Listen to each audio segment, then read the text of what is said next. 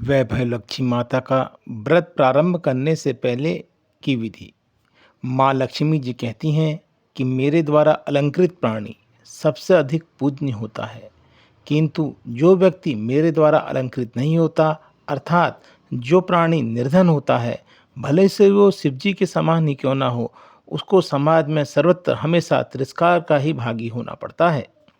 यह प्रश्न बारंबार सामने आता है कि क्या चोरी, डकैती, हेराफेरी, बेईमानी, लूटपाट करें जिससे धन आए, परंतु मन फिर आता है कि नहीं, यह तो पाप है। पाप की कमाई का अंत बुरा ही होता है।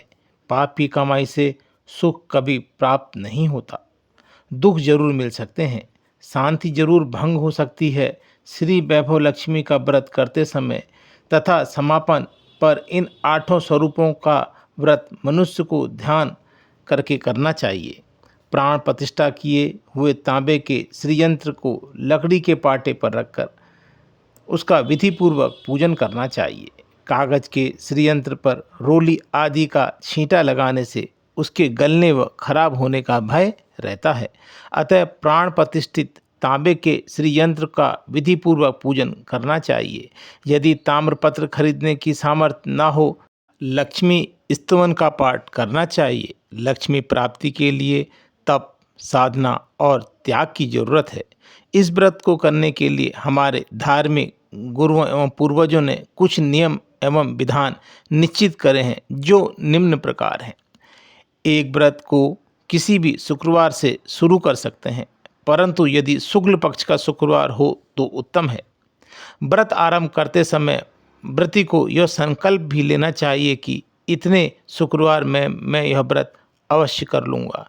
इस हेतु 7, 11, 21, 31, 51, 101 शुक्रवारों तक व्रत करने का संकल्प लेना चाहिए। इस व्रत को यदि सौभाग्यवती स्त्रियां करें तो इसका फल अधिक मिलता है। यदि किसी कारणवश स्त्री व्रत करने में असमर्थ हो तो पुरुष भी व्रत कर सकता है। व्रत करने वाला यदि विवाहित हो तो दोनों पति पत्नी मिलकर इस व्रत को करें तो माँ लक्ष्मी अत्यंत प्रसन्न होती है। यह व्रत शीघ्र फल देने वाला है, परंतु यदि फल न मिले तो व्रत को तब तक चालू रखें जब तक मनोवांछित फल न मिले। व्रत अपनी इच्छा से एवं श्रद्धापूर्वक करना चाहिए। खिन्न मन से या दूसरे कहने पर बगैर श्रद्धा के व्रत करने से फल नहीं मिलता। व्रत रखने से पहले वह व्रत के दिनों में मन शुद्ध कर लें। किसी प्रकार का छल, कपट, पाप, द्वेष मन में नहीं होना चाहिए।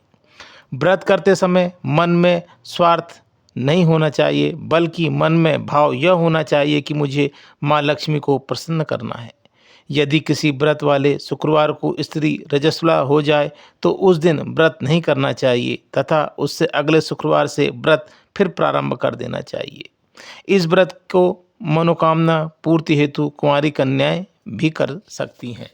तो यहाँ पर मेरे द्वारा इस व्रत को प्रारंभ करने से पहले बताए गए जो नियम आप लोगों को बताए गए हैं, उन्हीं नियमों का पालन करते हुए व्रत को प्रारंभ करें। अगर जो साधक यह व्रत करने में सक्षम नहीं है तो वह पहले इन नियमों को भलीपूर्वक नियमों का अध्ययन कर ले और उसके बाद ही व्रत को प्रारंभ करे।